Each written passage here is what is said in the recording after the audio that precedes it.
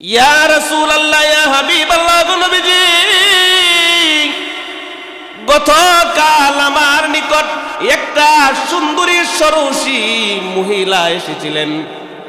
ওই মহিলা এসে আমাকে বলতেছেন, ও নবীর সাহাবী আবু হুরায়রা, আপনার নিকট একটা মাসআলা জানতে চায়। মহিলা, কি মাসআলা বলো? ওই মহিলা বলেন, নবীর সাহাবী আবু হুরায়রা, প্রথমে জিনা করলাম। জিনা করার দরুন আমার গর্ভে একটা বাচ্চা গর্ভধারিত করেছি। নির্ধারিত সময়ে বাচ্চাটাকে যখন প্রসব করে ফেললাম, বাচ্চাটাকে প্রসব করার পরে আমার চিন্তা চেতনা আসলো, আমি যে বাচ্চাটাকে কুলে নিয়ে এলাকার মধ্যে বিচরণ করব, মানুষগুলি আমাকে জিজ্ঞাসা করবে, তোমার তো বিবাহ হয় নাই, তুমি কোথায় থেকে বাচ্চা পেলে? হারামজাদার মা হওয়ার অপবাদ থেকে বাঁচার জন্য বাচ্চাটাকে আমি নির্জনে গভীরে ওই বাচ্চাটাকে আমি কতল করে ফেললাম। বাচ্চাটাকে কতল করার পরে আমার ভিতরে চিন্তা চেতনা আসলো, হাই হাই, আমার চোখের সামনে আমার বাপ দাদা এই দুনিয়া থেকে বিদায় হয়ে যাইতেছে। আমিও কোন একদিন ছিলাম না, ক্ষণিকের জন্য পৃথিবীতে আগমন করেছি। এত বড় বড় দুইটা পাপ কাজ করে ফেললাম, কোথায় গেলে কি করলে ক্ষমা পাই? ও নবীর সাহাবী আবু হুরায়রা, বলে দেন না নবী গো। ওই মহিলা আমার নিকট এমন ভাবে বলতেছেন, আমি মহিলাটাকে ধমকে সুরে বললাম, তোমার জন্য আল্লাহর আসমানের নিচে জমিনের উপরে ক্ষমার কোনো দোয়ার খোলা নাই। নবী গো, যেই মাত্র মহিলাটাকে আমি মাসআলার ফতোয়া দিলাম, সারা রাত অতিবাহিত হয়ে গেল আমার ভিতরে পেরেশান হাল। আমি ফতোয়াটা দেওয়ার পরে ওই মহিলাটা বুকের মধ্যে আর মাথার মধ্যে তাপ্পড় দিতে দিতে চলে যাইতেছে আর বলে, আল্লাহ, তোমার আসমানের নিচে জমিনের উপরে মনে হয় আমার চাইতে আর বড় কোনো পাপই নাই। মাবুদ, কোথায় গেলে কি করলে ক্ষমা পাই? এমন ভাবে কান্না বিজড়িত কণ্ঠে মাথার মধ্যে আর বুকের মধ্যে তাপ্পড় দিতে দিতে চলে যাইতেছে। এই মহিলার করুণ দৃশ্যটা বারংবার আমার চোখের মধ্যে আসে, আমি ঘুমাইতে পারি নাই। নবী গো, বলে দেন না মাসআলাটা কি সঠিক দিলাম নাকি বেঠিক দিলাম? আল্লাহর হাবিব সাল্লাল্লাহু আলাইহি সাল্লাম ডাক দেয়া বলেন, ও আবু হুরায়রা, তুমি মাসআলাটা সঠিক দাও নাই। আল্লাহ রাব্বুল আলামিন বলেছেন, ইল্লা মান তাবা ওয়া আমানা ওয়া আমিলা আমালান সালিহা ফাউলাইকা ইউবাদদিলুল্লাহু সাইয়্যাতিহিম হাসানাত ওয়া কানা আল্লাহু গফুরার রহিমা। কোন বান্দা যখন পাহাড় পরিমাণ গুনাহ করবে, দরিয়া পরিমাণ গুনাহ করবে, আটলান্টিক মহাসাগর পরিমাণ গুনাহ করবে, আর গুনাহ করার পরে যখন বান্দাটা তার নিজেকে অপরাধী মনে করে আল্লাহ রাব্বুল আলামিনের কুদরতি পায়ে সিজদা দিবে আর নিজেকে প্রকাশ করে বলবে, সারেন্ডার করবে, ও মালিক, ভুল করেছি, অন্যায় করেছি, আল্লাহ আজ থেকে আর পাপ কাজ করবো না, মাফ করে দেন। নেক কাজ ধারাবাহিকভাবে আরম্ভ করে দেয়। আল্লাহ তাআলা ওই বান্দার পিছনের গুনাহগাতাগুলি মাফ করে দেন। শুধু তাই নয়, তার পিছনের গুনাহগাতাগুলি নেক দ্বারা বদলাইয়া দেয়। আপনাদের সম্মুখে একখান আয়াতে কারিমা তেলাওয়াত করেছি। ওই আয়াতের মধ্যে আল্লাহ তাআলা বলেন, দুনিয়ার যত মানুষ প্রত্যেকেই গুনাহশীল। গুনার ঊর্ধ্বে কেউ আছে এখানে? গুনাহ নাই এমন ব্যক্তি আছে? সবারই গুনাহ আছে, সবারই গুনাহ আছে। সুতরাং আল্লাহ তাআলা বলেন, যারা গুনাহ করে, পাপী, যারা পাপী বান্দা, এরা হচ্ছে আল্লাহ তাআলার হারানো বান্দা। আল্লাহ তাআলা বান্দাকে কত ভালোবাসেন। দুনিয়ার জমিনে যদি কোনো মানুষ মেম্বার, চেয়ারম্যান, এমপির নিকট একবার, দুইবার, তিনবার গিয়ে কোনো কিছু চায়, চাওয়ার পরে প্রথমবার দিলেও, দ্বিতীয়বার দিলেও, তৃতীয়বার যাওয়ার পরে আর ওই ব্যক্তিকে আশ্রয় দিতে চায় না, কোনো সাইড দিতে চায় না। আল্লাহ রাব্বুল আলামিন বান্দাকে এত মায়া আর মহব্বত করেন। আল্লাহ বলেন, বান্দা, তোমরা যারা আমি আল্লাহ থেকে গাফেল হয়ে গেছো, হারিয়ে গেছো, আমি আল্লাহ তাআলার হুকুম মানো না, বর্জনীয় বিষয়গুলোকে বর্জন করো না, তোমরা আমার হারানো বান্দা। সুতরাং আল্লাহ তাআলার হারানো বান্দারা যখন আল্লাহ তাআলাকে স্মরণ করে, কোনো একদিন সেজদারত অবস্থায় আল্লাহ তাআলার কুদরতি পায়ে সেজদা দিয়ে কান্না বিজড়িত কণ্ঠে বলে, ও মালিক, ভুল করেছি, অন্যায় করেছি, আল্লাহ হায়াতে জিন্দিগিতে যত ধরনের ভুল বেয়াদবি করেছি, আল্লাহ মাফ করে দেন। আজ থেকে অঙ্গীকারবদ্ধ হয়ে গেলাম, আজ থেকে ওয়াদা করলাম, যতদিন পৃথিবীতে বেঁচে থাকবো আর পাপ কাজের সম্মুখীন হব না, আর নেক কাজ ধারাবাহিকভাবে আরম্ভ করে দেয়, আল্লাহ তাআলা বলেন তার জিন্দেগীর তামাম গুনাহগাতাগুলি মাফ করে দেয়। শুধু কি তাই, আল্লাহ বলেন, মুফাসসিরিনে কেরাম লিখেন, আল্লাহ তাআলা ওই বান্দার পিছনে যত গুনাহ করছে সমগ্র গুনাহগুলিকে নেক দ্বারা বদলায় দেয়। কন্যা সুবহানাল্লাহ। আল্লাহ রাব্বুল আলামিন বলেন, যারা নামাজ পড়ে না, রোজা রাখে না, সুদ খায়, হালাল হারাম বেচে তারা দুনিয়ার জমিনে হায়াতে জিন্দেগিতে বিচরণ করবে না, আল্লাহ রাব্বুল আলামিন বলেন তারা আমার হারানো বান্দা। আমার হারানো বান্দা যখন হায়াতে জিন্দেগিতে কোনো একদিন সেজদারত অবস্থায় পড়ে ডাক দেয়া বলে, ও মালিক, ভুল করেছি, অন্যায় করেছি গো আল্লাহ, হায়াতে জিন্দেগিতে আপনার হুকুম আহকাম পালন করতে পারি নাই, আল্লাহ নামাজ পড়া আপনার ফরজ বিধান ছিল, নামাজ পড়তে পারি নাই, রোজা রাখা ফরজ বিধান ছিল, রোজা রাখতে পারি নাই, আল্লাহ বেবিচারী জিনার মধ্যে লিপ্ত হয়ে জীবনটাকে বরবাদ করে ফেলেছি, ও মালিক দুঃখার মধ্যে পড়ে গিয়েছিলাম যৌবনের তাড়নায়, আল্লাহ রাব্বুল আলামিন তোমাকে স্মরণ করতে পারি নাই, আল্লাহ আজ থেকে ওয়াদা করলাম দুনিয়ার জমিনে আর কোনোদিন ভুল বেয়াদবির আশ্রয় নেব না গো আল্লাহ। আল্লাহ আপনার কুদরতি পায়ে ধরে তওবা করলাম, আল্লাহ মাফ করে দেন। যতদিন পৃথিবীর জমিনে বেঁচে থাকবো আল্লাহ ভবিষ্যতে কোনোদিন এই সমস্ত পাপ কাজের সম্মুখীন হব না। আল্লাহ রাব্বুল আলামিন বলেন, আমার হারানো বান্দা যখন এমনভাবে চোখের 2 ফোঁটা পানি ছেড়ে দিয়ে আমার কুদরতি পায়ে সিজদা দিয়ে বলে, আল্লাহ ভুল করেছি, অন্যায় করেছি, আমি আল্লাহ রাব্বুল আলামিনের কুদরতি আরশের মধ্যে কম্পন সৃষ্টি হয়ে যায়। জোরে কন্যা সুবহানাল্লাহ। আল্লাহ রাব্বুল আলামিন বলেন, সঙ্গে সঙ্গে আল্লাহ তাআলা ওই বান্দার तमाम জিন্দেগীর গুনাহগাতাগুলি maaf করে দেন। আল্লাহ বলেন সূরাতুল ফুরকানের মধ্যে আল্লাহ তাআলা বলেন, ইল্লা মান তাবা ওয়া আমানা, যখন কোন লোক তওবা করে, তওবা বমানা মুফাসসিরিনে কেরাম লিখেন মানে প্রত্যাবর্তন করা, ফিরে আসা। তওবা বমানা কি? ফিরে আসা। একটা লোক আল্লাহ থেকে গাফেল হয়ে গেছে, আল্লাহ থেকে হারায় গেছে, আল্লাহ থেকে হারিয়ে গেছে, আল্লাহ তাআলাকে স্মরণ করে না, মসজিদে আসে না, নামাজ পড়ে না, রোজা রাখে না, সে তার মন ইচ্ছে মতে শয়তানে ধোঁকায় যৌবনের তাড়নায় পড়ে ওই লোকটা পৃথিবীতে বিচরণ করতেছে। আল্লাহ বলেন সেটা আমার হারানো বান্দা। আর হারানো বান্দা হারানো পথ থেকে যখন প্রত্যাবর্তন করবে, ফিরে আসবে, কোথায় ফিরে আসবে? আল্লাহর দিকে ফিরে আসবে। আল্লাহ বলেন এমন অঙ্গীকারাবদ্ধ হয়ে ফিরে আসবে যে আল্লাহ এতদিন যা করেছি, ভুল করেছি, অন্যায় করেছি, আল্লাহ এই রাস্তায় আর যাব না, আমি ফিরে আসলাম, মানে তওবা করলাম, বাকি জিন্দেগিটুকুন তোমার হাবিবের সুন্নত মুআফিক জীবন যাপন করতে চাই। আল্লাহ বলেন ওই বান্দার জিন্দেগির গুনাহ আমি মাফ করে দেই। শুধু তাই নয়, আল্লাহ রাব্বুল আলামিন বলেন ওই বান্দার জিন্দেগির গুনাহ আমি মাফ করে দেই। এতটুকুই শেষ নয়, ওই বান্দার পিছনে যত গুনাহগাতাগুলি করেছেন ওই গুনাহগুলিকে আমি আল্লাহ রাব্বুল আলামিন নেক দ্বারা বদলাইয়া দেই।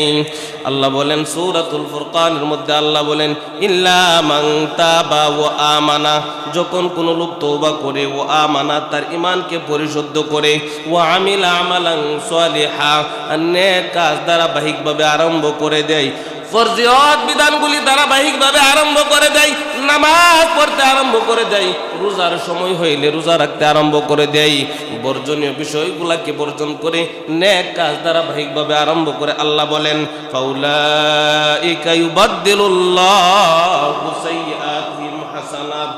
আল্লাহ বলেন ফাউলাইকা ইউবাদদিলুল্লাহ, আমি আল্লাহ রাব্বুল আলামিন বদলাইয়া দেই, রূপান্তর করে দেই, সাইয়্যাতিহিম তার জিন্দেগীর সমস্ত গুনাহগুলিকে আল্লাহ বলেন হাসানাত নেক দ্বারা রূপান্তর করে দেই। আল্লাহ বলেন ওয়া কানাল্লাহু গফুরুর রহিমা, আল্লাহ রাব্বুল আলামিন অত্যন্ত ক্ষমাশীল এবং দয়াশীল। এ বাজান, দুনিয়ার জমিনে মা বাবার কাছে যদি অপরাধ করেন একবার, দুইবার, তিনবার, মাফ করলেও বারংবার ক্ষমা করবেন না। পৃথিবীর কোনো সৃষ্টিকুল আপনাকে বারংবার ক্ষমা করবেন না। আল্লাহ রাব্বুল আলামিন আপনাকে আমাকে কত ভালোবাসি। আল্লাহ বলেন, বান্দারে তুমি 70 বছর হায়াতে জিন্দেগি ভর গুনাহগাতা করলা, আমি আল্লাহর কুদরতে পায়ে সেজদা দিয়ে যখন বললা আল্লাহ ভুল করেছি, অন্যায় করেছি, আমি আল্লাহ রাব্বুল আলামিন তোমার পিছনের গুনাহগাতাগুলি মাফ করে দিব, এমনকি গুনাহগুলিকে নেক দ্বারা বদলাইয়া দিব। আল্লাহু আকবার। বলে কিভাবে সম্ভব? এটা কিভাবে সম্ভব? আল্লাহ নবীর সাহাবী আবু হুরায়রা রাদিয়াল্লাহু তাআলা নিকট একজন সুন্দরী মহিলা গিয়ে বলে, ও নবীর সাহাবী আবু হুরায়রা, আপনার নিকট আসলাম একটা মাসআলা জানার জন্য, একটা বিষয় জানার জন্য আসলাম। বলে কি? আবু হুরায়রা, আমি সর্বপ্রথমে জিনার কাজে লিপ্ত হয়ে গেছি। জিনার কাজে লিপ্ত হওয়ার দরুন, জিনার কাজ কি এটা ভালো কাজ না খারাপ কাজ? ছোট পাপ না বড় পাপ? বড় পাপ। এই পাপ কাজে লিপ্ত হওয়ার পরে তার গর্ভে বাচ্চা গর্ভধারিত হয়েছে। বাচ্চাটাকে প্রসব করার পরে তার চিন্তা চেতনা জাগলো যে আমি তো কোনো একদিন দুনিয়া থেকে বিদায় হওয়া লাগবে, সুতরাং আল্লাহ তাআলার কাছে রোজে মাহশর, হাসরের ময়দানে কঠিন মুসিবতের দিন আল্লাহ তাআলার দরবারে আমি কি জবাব দিব, কোথায় গেলে কি করলে আমি ক্ষমা পাই, সেই চিন্তা চেতনা বুকে নিয়ে চলে গেল নবীর সাহাবী আবু হুরায়রা রাদিয়াল্লাহু তাআলা নিকট গিয়া বলে, ও নবীর সাহাবী আবু হুরায়রা, আমি সর্বপ্রথমে জিনার কাজে লিপ্ত হয়েছি। জিনার কাজে লিপ্ত হওয়ার দরুন আমার গর্ভে একটা বাচ্চা রয়েছে। ওই বাচ্চাটাকে আমি যথাসময়ে যখন প্রসব করলাম, প্রসব করার পরে ওই বাচ্চাটা আমার হাতে আসার পরে চিন্তা করলাম, এলাকার মানুষগুলি যদি আমাকে জিজ্ঞাসা করে, এ মহিলা, তোমার তো বিবাহ শাদী হয় নাই, তোমার কুলের মধ্যে যে বাচ্চা রয়েছে এই বাচ্চা তুমি কোথায় থেকে পেলে? নিশ্চয় এই বাচ্চাটা হারামজাদা, এই বাচ্চাটা নিশ্চয় হারামজাদা। ও নবীর সাহাবী আবু হুরায়রা, হারামজাদার মা হওয়ার অপবাদ থেকে বাঁচার জন্য ওই বাচ্চাটাকে আমি কতল করে ফেললাম। নবীর সাহাবী আবু হুরায়রা, যেই মাত্র এই তুলতুলে শিশু বাচ্চাটাকে আমি কতল করে ফেললাম, হারামজাদার মা হওয়ার অপবাদ থেকে বাঁচার জন্য আমার ভিতরে শান্তি নাই, আমার কলবের ভিতরে শান্তি নাই। কারণ আমি তো সমষ্টিগতভাবে দুইটা পাপ কাজ করে ফেললাম। প্রথমে জিনার কাজে লিপ্ত হয়েছি, দ্বিতীয়ত জিনার কাজে লিপ্ত হওয়ার জন্য বাচ্চাটা গর্ভধারিত হয়েছে। নির্ধারিত সময়ে বাচ্চাটাকে যখন প্রসব করলাম, ওই বাচ্চাটাকে হারামজাদার মা হওয়ার অপবাদ থেকে বাঁচার জন্য বাচ্চাটাকে আমি হত্যা করে ফেললাম। আমার মাথার মধ্যে পেরেশান, ভিতরে পেরেশান। আমি তো আল্লাহ তাআলার দরবারে জবাব দেওয়া লাগবে, কি করা যায়, কি করা যায়, কোথায় গেলে কি করলে ক্ষমা পাই? ওগো নবীর সাহাবী আবু হুরায়রা, মনে মনে সিদ্ধান্ত করলাম, আপনি তো বড় একজন মুহাদ্দিস, আপনি তো নবীর প্রিয় সাহাবী, নিশ্চয় আপনার নিকট আসলে কোনো একটা সুরাহা হতে পারে। নবীর সাহাবী আবু হুরায়রা বলেন না, আমি কোথায় গেলে কি করলে ক্ষমা পাই? আবু হুরায়রা রাদিয়াল্লাহু তাআলা আনহু ধিক্কার দিয়ে মহিলাকে তাড়াইয়া দিয়ে বলেন, আরে মহিলা, তুমি এমন দুইটা পাপ কাজ সমষ্টিগতভাবে করে ফেলেছ রে মহিলা। আল্লাহর আসমানের নিচে, জমিনের উপরে আল্লাহ তাআলার কোন দরজা তোমার জন্য ক্ষমার খোলা না। যেই মাত্র মহিলাকে ফতোয়া দিলেন, মহিলা মাথার মধ্যে তাপ্পর দিতেছে আর বুকের মধ্যে তাপ্পর দিতেছে, মাথার মধ্যে আর বুকের মধ্যে তাপ্পর দিতেছে। হাই হাই, কি কাজ করে ফেললাম রে, আমি এখন কি করতে পারি? মহিলা কান্না বিজড়িত কণ্ঠে মাথার মধ্যে বুকের মধ্যে তাপ্পর দিতে দিতে চলে যাইতেছে আবু হুরায়রার নিকট থেকে, দরবার থেকে। আবু হুরায়রা রাদিয়াল্লাহু তাআলা আনহু বলেন, আমি যেই মাত্র গভীর রজনী হয়ে গেল, ঘুমের ঘরে চলে গেলাম, ঘুমন্ত অবস্থায় ডান বাম করতে থাকি। ডান দিকে ঘুমায়, আমার ওই মহিলার কথা স্মরণ হয়ে যায়, আবার বাম দিকে যাই, আমার বারংবার মহিলাটার কথা স্মরণ হয়ে যায়। অনেক সময় আপনাদের আমাদের এমন হয়ে থাকে কিনা?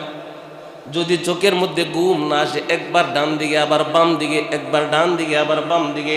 নবীর সাহাবী আবু হুরায়রা বলে, আমি ডান বাম করতে থাকি, ডান বাম করতে থাকি।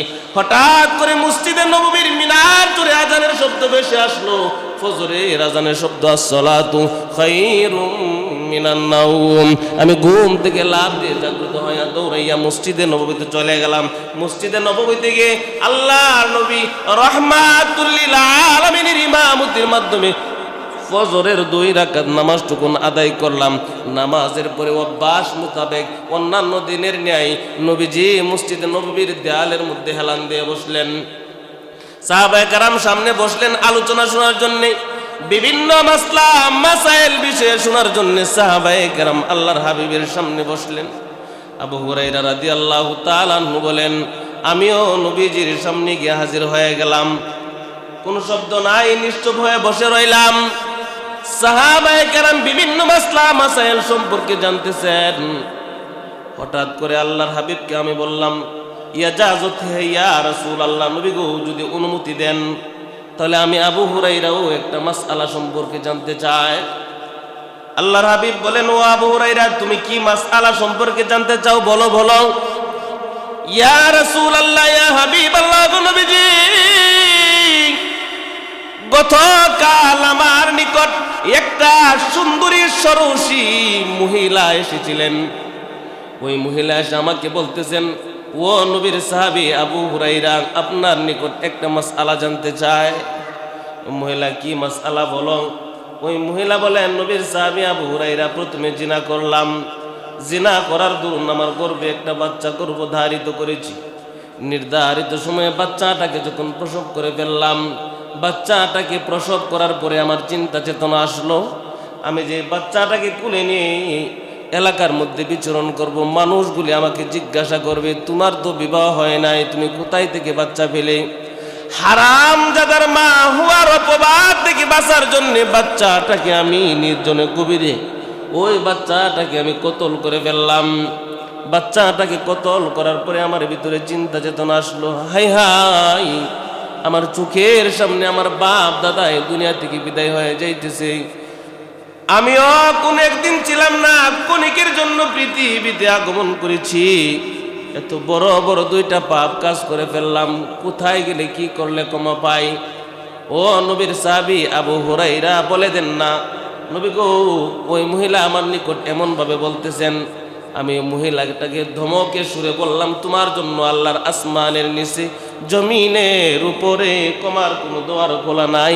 নবী গো, যেই মাত্র মহিলাটাকে আমি মাসআলার ফতোয়া দিলাম, সারা রাত অতিবাহিত হয়ে গেল আমার ভিতরে পেরেশান হাল।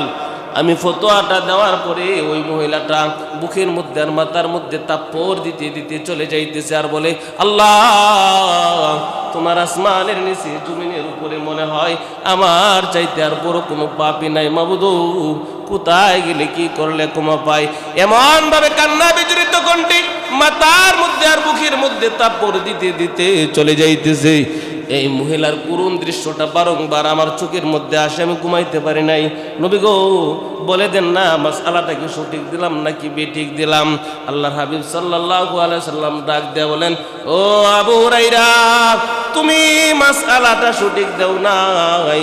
আল্লাহ রাব্বুল আলামিন বলেছেন, ইল্লা মান তাবা ওয়া আমানা ওয়া আমিলা আমালান সালিহা ফাউলাইকা ইউবাদদিলুল্লাহু সাইয়্যাতিহিম হাসানাত ওয়া কানা আল্লাহু গফুরার রহিমা।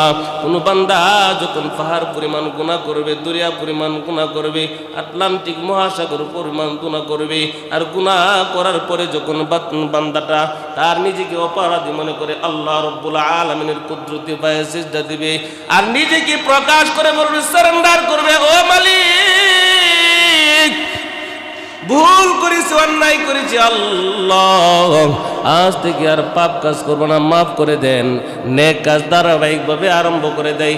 আল্লাহ তাআলা ওই বান্দার পিছনের গুনাহগাতাগুলি মাফ করে দেন। শুধু তাই নয়, তার পিছনের গুনাহগাতাগুলি নেক দ্বারা বদলাইয়া দেয়। যেই মাত্র বলছে, ও আবু হুরায়রা, এই মহিলা আসছিলেন এই মহিলা মাসআলা নেওয়ার জন্যে, আর তুমি তাকে ধমকে সুরে তাড়ায় দিলা। অথচ আল্লাহ বলেন, যত বড় গুনাহই করুক, বান্দা যখন নিজে বুঝতে পারবে, আল্লাহ আমি বুঝতে পারি নাই, গুনাহ করে ফেলেছি, আর এরকম করব না, তওবা করে ফেললাম, আর নেক কাজ ধারাবাহিকভাবে আরম্ভ করে দেয়, আল্লাহ রাব্বুল আলামিন তার পিছনের গুনাহ মাফ করে দেন। শুধু তাই নয়, গুনাহগুলিকে নেক দ্বারা বদলায় দেন। কন্যা সুবহানাল্লাহ। আল্লাহ রাব্বুল আলামিন বান্দাকে অত্যন্ত ভালোবাসেন। বান্দাকে জাহান্নামের আগুনে পোড়ানোর জন্য আল্লাহ তাআলা বান্দাকে সৃষ্টি করেন নাই, নাকি গুনাহ আল্লাহ তাআলা বানাইছে আগুনে ফেলে দেওয়ার জন্য? আল্লাহ রাব্বুল আলামিন বান্দাকে সৃষ্টি করেছেন জাহান্নামের আগুনে ফেলে দেওয়ার জন্য নয়। আল্লাহ তাআলা ওসিলা তালাশ করবেন।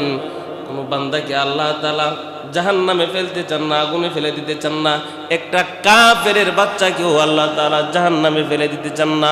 একটা কাফেরের জন্য আল্লাহ তাআলা একটা জান্নাত নির্মাণ করেছেন।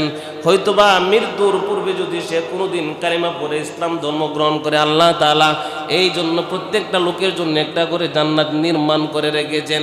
আল্লাহ রাব্বুল আলামিন কোন বান্দাকে ওয়াহিদুক দুনিয়ার জমিন থেকে কষ্ট দিতে চান না। মৃত্যুর পরে আল্লাহ তাআলা ওয়াহিদুক কোন বান্দাকে জাহান্নামের আগুনে ফেলে দিতে চান না। আল্লাহ বলেন কুল্লু নাফসিন বিমা কাসাবাত রাহিনা।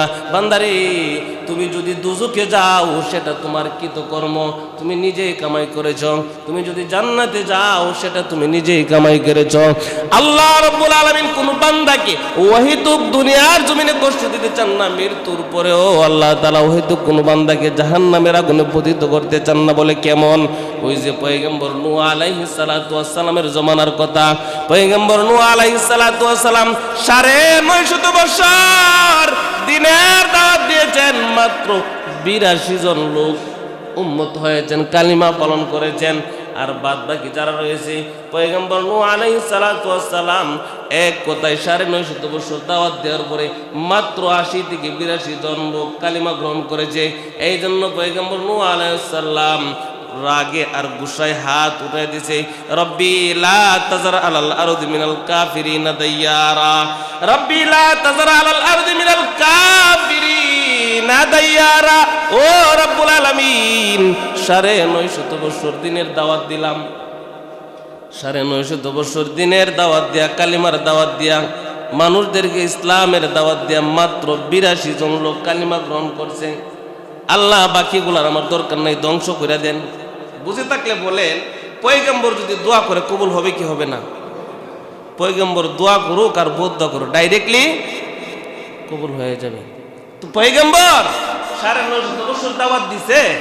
৯৫০ বছর দাওয়াত দেওয়ার পরে মাত্র ৮০ থেকে ৮২ জন লোক ধর্ম গ্রহণ করছে, কালিমা গ্রহণ করছে। কোন পয়গম্বর নূহ চিন্তা করলো ৯৫০ বছর দাওয়াত দিয়ে মাত্র মুষ্টিময় কয়েকজন রাগে আর গুসায় দোয়া করছে। দোয়া না বদদোয়া? রব্বি লা ওয়াকালা নূহুর রব্বি লা তাজার আলাল আরদি মিনাল কাফিরিনা দাইয়ারা, ওয়াকালা নূহুর রব্বি লা তাজার আলাল আরদি মিনাল কাফিরিনা দাইয়ারা।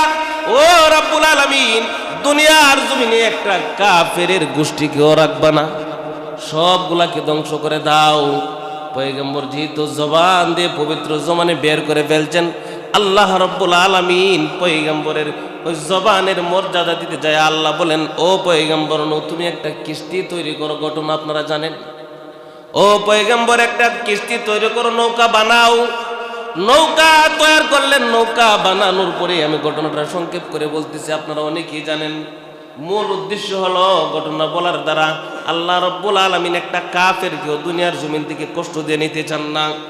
আল্লাহ রাব্বুল আলামিন মানুষকে অত্যন্ত মায়া করে, অত্যন্ত মহব্বত করে সৃষ্টি করেছেন জান্নাত দেওয়ার জন্য। ওই কথাটা বোঝানো আমার উদ্দেশ্য। পয়গম্বর নূহ আলাইহিস সালাতু ওয়াস সালাম নৌকা বানাইলেন। নৌকা বানানোর পরে আল্লাহ তাআলা নির্দেশ করেন, ও পয়গম্বর নূহ, ওই নৌকার মধ্যে আপনি আপনার উম্মতদেরকে নিয়ে আরোহণ করেন। পয়গম্বর নূহ ৮০ থেকে ৮২ জন যেই সমস্ত উম্মতেরা কালিমা গ্রহণ করেছে তাদেরকে নিয়ে নৌকার মধ্যে আরোহণ করলেন। এমনকি যত প্রাণীকুল রয়েছে প্রত্যেকটা প্রাণীকুল জোড়ায় জোড়ায় তাদেরকে নিয়ে ওই জাহাজের মধ্যে আরোহণ করলেন, নৌকার মধ্যে আরোহণ করলেন। আল্লাহ রাব্বুল আলামিন প্লাবনের মাধ্যমে যত মানুষ রয়েছে সমস্ত মানুষগুলাকে বন্যার মাধ্যমে প্লাবনের মধ্যে ধ্বংস করে দিয়েছেন। আল্লাহ রাব্বুল আলামিন সমগ্র মানুষগুলাকে ধ্বংস করে দেওয়ার পরে এবার পয়গম্বর নূহকে নির্দেশ করলেন, ও পয়গম্বর নূহ, আপনি আপনার উম্মতদেরকে নিয়ে জমিনের মধ্যে বিচরণ করেন। আল্লাহ রাব্বুল আলামিন কি লক্ষ্য উদ্দেশ্য করে পয়গম্বর নূহ বলেন, ও আল্লাহ, এখন তো আর জমিনের মধ্যে কোনো মানুষ নাই, যে কয়েকজন রয়েছে তারা আমার উম্মত। এখন আমার কি কাজ? আমার তো পয়গম্বর নবিয়ানা কাজ রয়েছে, এখন কি করতে পারি? আল্লাহ বলেন, তোমার নবিয়ানা কাজ তো এখন শেষ, কারণ মানুষগুলার নিকট তুমি দাওয়াত নিয়ে যাইতা। এখন মানুষগুলাকে ধ্বংস করে দেওয়া হয়েছে। এখন তো আর তোমার কোনো কাজ নাই, এখন কাজ হলো তুমি মাটির হাড়ি পাতিল বানাইতে আরম্ভ করো। সুবহানাল্লাহ কইতেন না? পয়গম্বর নূহ আলাইহিস সালাতু ওয়াস সালাম মাটির হাড়ি পাতিল বানাইতেছেন। ও আল্লাহ, কতগুলি বানাইতাম। আল্লাহ বলেন বেহিসাব বানাইতেই থাকো, হিসাব ছাড়া বেহিসাব বানাইতেই থাকো। পয়গম্বর নূহ মাটির হাড়ি পাতিল বানাই, রৌদ্রের মধ্যে দিয়ে দেন, রৌদ্রের তাপে এগুলাকে শুকাই।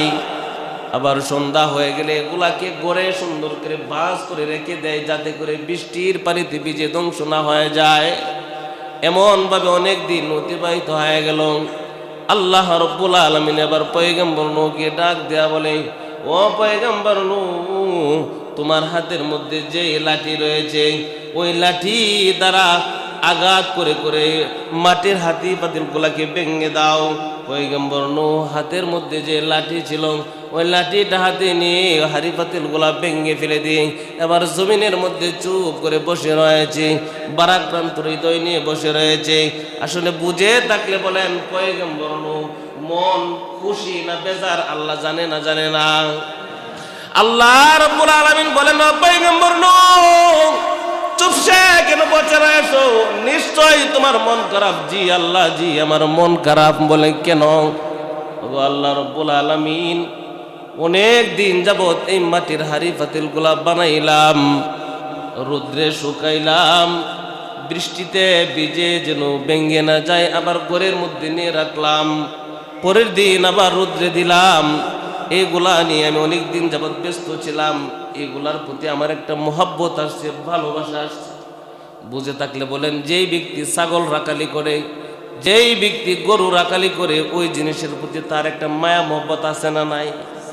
সাধারণ একটা উটু যার থাকে, উটুর মধ্যে যদি আপনি বলেও যে লাত্তি উষ্টা পরে, এই ড্রাইভার আমি রাখবেন, একটা ধমকলে দিব, খেরে এটার প্রতি তার একটা মায়া মোহব্বত, একটা ভালোবাসা হয়ে গেছে। নিজের মাথার গামছা নিয়ে এটা পরিষ্কার করে উটুটারে মুছে, ঠিক নেই? একটা মায়া মোহব্বত, ভালোবাসা এটার প্রতি। আল্লাহ তাআলা পয়গম্বর নূহকে হাড়ি পাতিল গুলা অনেক দিন যাবত হাড়ি পাতিল গুলাকে রৌদ্রে শুকাইলেন, বৃষ্টিতে ভিজে যেন ভেঙে না যায়, আবার ঘরের মধ্যে নিয়ে রাখলেন। আবার এমন ভাবে অনেক দিন যাবত এগুলা নিয়ে খেলামেলা করার পরে আল্লাহ তাআলা বলেন, ভেঙে দাও, সবগুলাকে ভেঙে দাও। ভেঙে দিয়ে এবার মনন্য হয়ে বসে রয়েছে। আল্লাহ রাব্বুল আলামিন বলেন, ও পয়গম্বর নূহ, মন খারাপ কেন?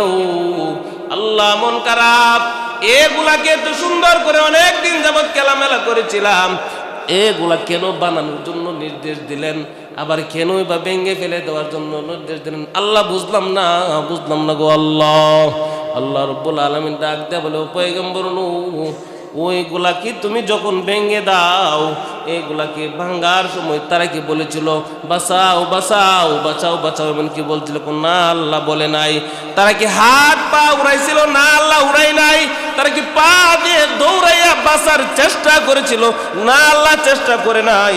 তারা কি তোমাকে ডেকে ডেকে বলছিল, ও মালিক আমাকে ভেঙিও না, মেরো না বলেছিল? না, আল্লাহ বলে নাই। তুমি এগুলাকে বানাইলা, এগুলাকে লালন পালন করলা, এগুলাকে ভেঙে দিয়ে তোমার মন খারাপ। তুমি পয়গম্বর এবার বুঝে থাকলে বলো, যে সমস্ত কাফেরদেরকে আমি দুনিয়া থেকে নিস্তানাবুদ করে দিলাম, ধ্বংস করে দিলাম, তাদেরকে তো আমি আল্লাহ তাআলা কুদরতি হাতে তাদেরকে তৈরি করেছিলাম। তাদেরকে যখন প্লাবনে আর বন্যার মাধ্যমে আমি দুনিয়া থেকে বিদায় করেছিলাম, বন্যার পানির মধ্যে তারা চুপসা খেয়ে ডাক দে বলে, আল্লাহ আমাদেরকে বাঁচাও, তুমি তো আমাদেরকে বানাইছো, মালিক আমাদেরকে বাঁচাও। কিন্তু তাদেরকে আমি বাঁচাই নাই, একমাত্র তুমি পয়গম্বরের জবানের মর্যাদা দিতে যাইয়া তারা আমাকে চিৎকার করে ডাকে, মালিক বাঁচাও বাঁচাও বাঁচাও বাঁচাও। পা দিয়ে দৌড়ানোর চেষ্টা করে, হাত দিয়ে কাতরানোর চেষ্টা করে দুনিয়ার জমিনে বেঁচে থাকার জন্যে আমি আল্লাহ তাদেরকে কুদরতি হাতে বানিয়েছিলাম, তারা আমি আল্লাহকে ডাকার জন্যে। কিন্তু তুমি দোয়া করার কারণে, ওয়াকালা নূহ রব্বি লা তাযার আলাল আরদি মিনাল কাফিরিন দাইয়ারা, তুমি দোয়া করেছিল, আল্লাহ একটা কাফেরের গোষ্ঠীকেও জমিনের মধ্যে রাখবা না, ধ্বংস করে দাও। এই জন্য তাদেরকে যখন প্লাবনের মধ্যে আমি ধ্বংস করে দেই, তারা এমন ভাবে বাঁচার জন্য আকুতি মিনতি করেছে, আমি আল্লাহর তো মায়া লাগে নাই, মায়া লাগার পরেও ওই মায়াটাকে আমি কোনো অগ্রগণ্য দেই নাই, আমি অগ্রগণ্য দিয়েছি তুমি পয়গম্বরের জবানটাকে। তোমার যদি মাটির হাড়ি পাতিল গুলা বানাইয়া ভেঙ্গে ফেলে দিছো, নিজ হাতে বানাইয়া নিজ হাতে ভেঙ্গে দাও, মায়া মোহাব্বত লাগে। আমি আল্লাহ তাআলা নিজ হাতে মানুষগুলিকে বানাইলাম, আবার নিজ হাতে ধ্বংস করলাম, আমি আল্লাহর বুঝি খারাপ লাগে না? সুতরাং আল্লাহ রাব্বুল আলামিন কোন বান্দাকে ওহেতু জাহান্নামের আগুনে ফেলবেন না, জাহান্নামের আগুনে দিবেন না। হিসাব কিতাব শেষ হয়ে যাবে, জান্নাতি মানুষগুলি জান্নাতে চলে যাবে, জাহান্নামী মানুষগুলি জাহান্নামে চলে যাবে। ঠিক তখন সময় উম্মতে মুহাম্মদের উম্মতদেরকে আল্লাহ তাআলা সাধারণ একটা ওসিলার দ্বারা, ছোট্ট ওসিলার দ্বারা আল্লাহ তাআলা ওই উম্মতে মুহাম্মদের উম্মতটাকে জান্নাত দিয়ে দিব। কার খাতিরে? কার খাতিরে? আমরা নবীর খাতিরে। কার খাতিরে? আমাদের উম্মতের মধ্যে, উম্মতে মুহাম্মদের মধ্যে সবচাইতে ছোট অল্প নেকের জন্য একটা উম্মত জান্নাতে যাবে না, অল্প নেকের জন্য ওই উম্মতটা জাহান্নামে চলে যাইতেছে। ঠিক তখন সময় বাবা আদম ডাক দিবে, ইয়া আহমদ, সুবহানাল্লাহ কোন, ইয়া আহমদ ও মুহাম্মদ, ওই যে দেখা যাইতেছে তোমার উম্মতের মধ্যে হতে একজন উম্মত জাহান্নামে নিয়ে যাওয়া হচ্ছে। সুবহানাল্লাহ কোন। ও বাবা আপনি কেমনে বুঝলেন? বাবা আপনি কেমনে বুঝলেন? মুহাম্মদ রে, তোমার উম্মত যারা রে, তাদের উজুর অঙ্গগুলি দিয়ে পুকাস দিতে থাকে। রে মুহাম্মদ, ওই যে দেখা যায় তোমার উম্মতের মধ্যে হতে একজন উম্মতকে জাহান্নামের ফেরেশতারা লয়ে যাইতেছে, নিয়ে যাচ্ছে জাহান্নামে।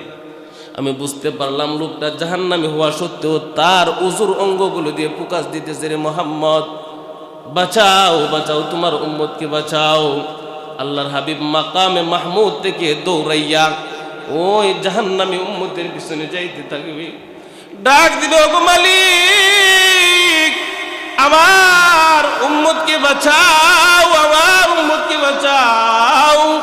ডাক দিতে থাকবে, এক পর্যায়ে জাহান্নামী ফেরেশতাকে ডাক দিবে, ফেরেশতারা রে, আমার উম্মতকে নিও না, আমার উম্মতের জন্য আমি 63 বছর জিন্দেগি কান্না করেছি। আমি দুনিয়ার জমিনে আমার হাসান হুসাইনের জন্য কোনো কিছু করি নাই, আমার ফাতেমার জন্য কোনো কিছু করি নাই। আমার ফাতেমা দিনকে দিন 3 দিন 4 দিন 5 দিন পর্যন্ত না খেয়ে রয়েছে, আল্লাহ তাআলার কাছে কোনো অভিযোগ করি নাই।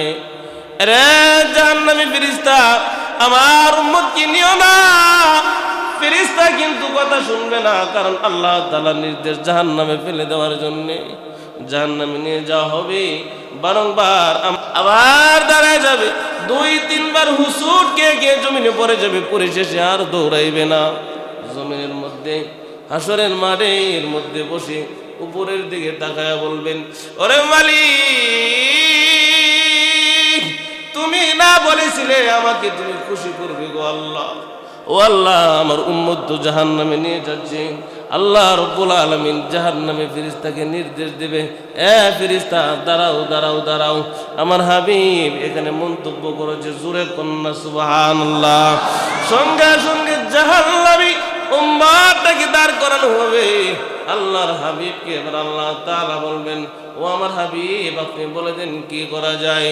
আল্লাহর হাবিব বলবেন, আল্লাহ আমার উম্মতের আমল নামাটা আমার সামনে আবার পাল্লার মধ্যে ওজন দেওয়া হোক। সুবহানাল্লাহ আসেনি? আমার সামনে আবার ওজন দেওয়া হোক। আল্লাহ রাব্বুল আলামিন নির্দেশ দিবেন আবার ওজন দেওয়া হোক। ওই যে জাহান্নামী ব্যক্তিটার আমল নামাটা আবার মিজানের পাল্লার মধ্যে ওজন দেওয়া হবে। আল্লাহর হাবিব সাল্লাল্লাহু আলাইহি ওয়াসাল্লাম একটা সিরকুট হাতে নিয়ে পাল্লার মধ্যে ধরে দিবে, যে পাল্লার মধ্যে লেখা থাকবে সাল্লাল্লাহু আলাইহি ওয়াসাল্লাম, জোরে কন্যা সুবহানাল্লাহ। সিরকুটটা পাল্লার মধ্যে কাগজের টুকরাটা রেখে দেওয়ার সঙ্গে সঙ্গে ওই জাহান্নামী বান্দাটার নেকের পাল্লাটা ভারী হয়ে যাবে। আল্লাহর হাবিব সঙ্গে সঙ্গে বলবে, ও আল্লাহ, ওই যে দেখা যাইতেছে আমার উম্মতের নেকের পাল্লাটা ভারী হয়ে গেছে। আল্লাহ তাআলা কুদরতি আরশের মধ্যে ফাজ হওয়া একটা মুস্কি হাসির আওয়াজ আসবে। আসলে খেলা দেখা আল্লাহ তাআলার ইচ্ছা হলো ছিল যে ওই ব্যক্তিটাকে জান্নাতে দিলে আমার হাবিব খুশি হবে, আনন্দিত হবে, আর যদি তাকে জাহান্নামে দেয় অত্যন্ত কষ্ট পাবে। সেই জন্য নবীর সুন্নত মুআফিক জীবন যাপন করতে রাজি আছেন না নাই? কারা কারা রাজি হাত উঠান। নারায়ে তাকবীর, নারায়ে তাকবীর। আল কোরআনের আলো, আল হাদিসের আলো, নারায়ে তাকবীর। হাত লামান। আল্লাহ পাক রব্বুল আলামিন প্রত্যেকটা হাতকে কবুল করেন। সকলে বলেন আমিন।